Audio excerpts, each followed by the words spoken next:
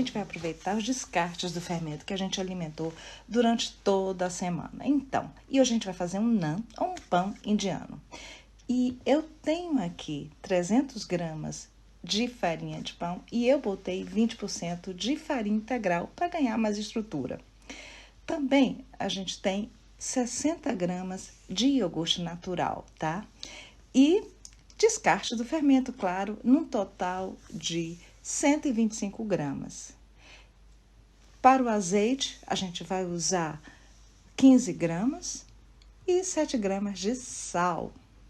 E, claro, ainda tem o leite, que são 120 gramas de leite para fazer esse pão indiano, que é uma delícia.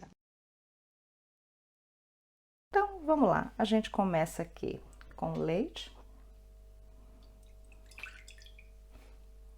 Certo?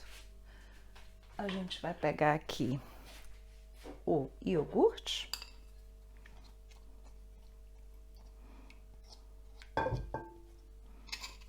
Eu adoro essa espátulazinha, aliás, né? Lhe facilita bastante.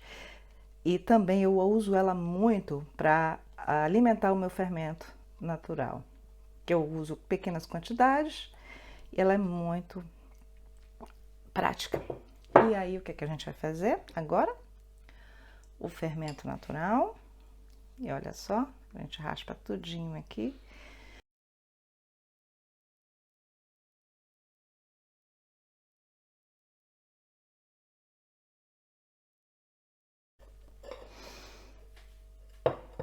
E aí, a gente coloca o azeite de oliva aqui. Estamos aqui com todos os ingredientes líquidos. Vamos dar uma misturada aqui. Para ficar mais fácil.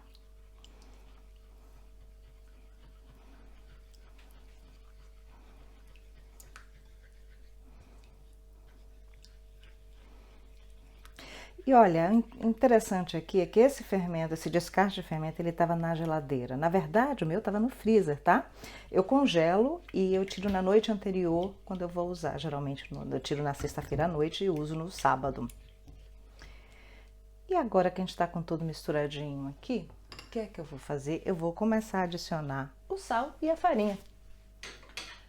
E você pode usar com suas mãos. Hoje eu quero usar esse aqui, que é um utensílio dinamarquês para misturar os ingredientes. E é super, super prático para massas desse tipo, ou para bolo também. Então, eu vou aqui colocando a farinha, ó. E você vê que aqui eu tenho um pouco de farinha integral, tá? E eu vou adicionar o sal também. E aí, a única coisa que a gente tem que fazer agora é misturar. E esse utensílio dinamarquês é super prático. Mas pode usar mão, espátula, o que você quiser. O importante é misturar bem e você ter uma mistura homogênea. E vamos misturando. Eu geralmente uso esse utensílio assim para começar a mistura, quando ainda tá bem irregular.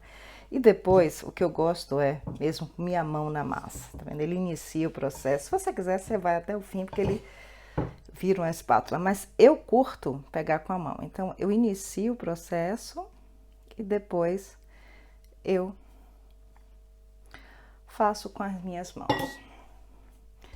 Afinal, quem quer trabalhar na cozinha com pães e outras coisas tem que curtir pegar a mão na massa. Esse contato com a massa é prazeroso, quase terapêutico. E aí a gente vai misturar.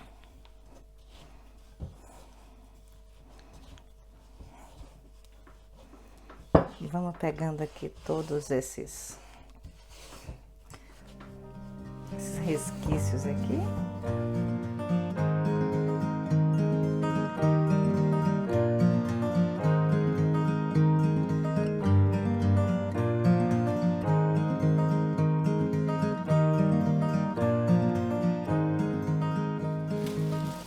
Cobrir com plástico ou com um pano de prato, botar no lugar quentinho.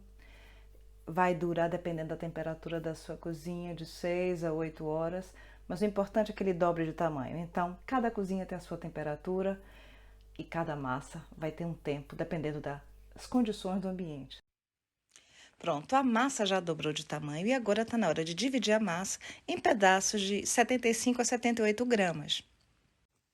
E aí chega a hora de abrir a massa. Importante, a sua frigideira já deve estar bem aquecida, tá? Numa superfície com um pouquinho de farinha e você vai pegar cada bolinha dessas e vai abrir para fazer o seu naan com um rolo. Bota um pouquinho de farinha no rolo e começa a abrir com movimentos de trás para frente.